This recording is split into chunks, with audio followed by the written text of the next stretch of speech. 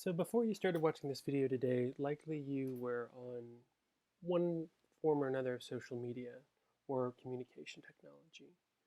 Perhaps you were on Instagram and were following someone you liked, and you went to hit the little heart to like their picture. Um, Perhaps you haven't even followed them yet, you just looked them up. Or maybe you were texting someone, texting an aunt or an uncle or a parent, and you knew the right tone to take with your parent probably isn't the same one you would take with your friend. You might spell out the whole word instead of just the letter U. You might properly punctuate it, knowing that your friends wouldn't care, but your parents might. So where did you learn these rules? I want you to think for a minute about all the rules that go on in using social media and communications technologies today. Did you go to school for them? Was there a formal class teaching you how to properly use social media? Likely you learn them through a much less clearly defined process called socialization.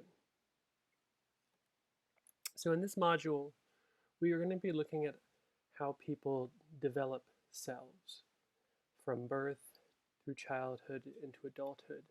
How do we develop a self-consciousness? We are going to look at the self in a very different way than we typically think of the self. Um, Thinking of the self as a process, something we do every day. And in the next video, we'll look at the stages of developing a self. So one of the key issues we're grappling with here is the question of nature versus nurture. Where does our self come from? For many of us, we have an idea that our self is always there, always was there, and is kind of an emergent self. It comes out over time like a seed growing.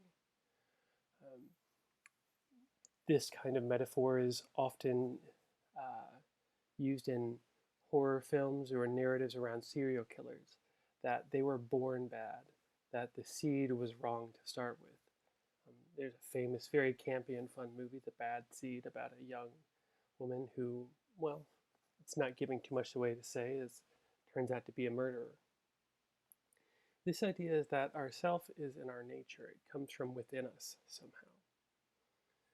But there's also a different tact that the nurturing environment shapes who we come to be, that the people around us, the world we live in, starts to shape the person we ultimately will be. Both of these tend to lack any sense of agency or control.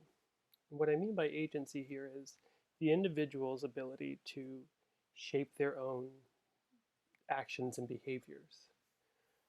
If it's nature, we have no control, we're just born with it. If it's nurture, we have no control, it's just where we happen to end up. Today, the nature argument typically has to do with genes. Do genes control your destiny somehow? We have lots of new gene editing technology and lots of new gene research. And this has led people to wonder, do genes control everything? Are we born with everything written into our DNA? Are people mean?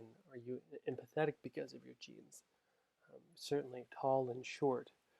Are you prone to overeating or depression because of your genes? Um, there are several problems with this argument. One is that most of us share most of our genes with the higher primates. You and I likely have about 96 to 97% of our genetic code in common with chimpanzees. So we're asking an awful lot of those spare 3% to explain all of human behavior. Another problem is that of feral or abandoned children, children who are in systems of raised in extreme deprivation. They don't have any sort of social contact or very minimal. One example of something like this is fairly famous is Jeannie. There's a documentary you can watch on her called The Story of the Wild Child. She was uh, tied to a potty chair most of the time. No one interacted with her except to chastise her or abuse her. It was a pretty awful situation.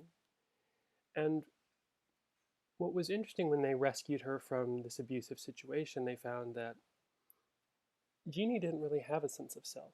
She had no real personality. She actually didn't really distinguish between herself and her environment. She would, the butcher would come by and bring a steak, and she would literally pick it up and press it to her face, to her cheek, to feel it. She didn't really distinguish between herself and her environment. Much in the same way, we might see our pets look at something on the floor as I'm watching my dog now and just eat it, whatever it is. What these thankfully exceptional cases tell us is that a child held out of society, held out of social contact, doesn't really develop a self. They don't develop a personality, they don't become a person. But what we also saw with someone like Jeannie was that as an older child, she was about 12 when they found her, she picked up things like language and words much quicker than anyone expected. She picked up concepts of play fairly quickly, that an infant, a young child, would take much longer to learn. So while there may not be born with ourself, this suggests that we are actually hardwired to become a self, to be nurtured, to be social.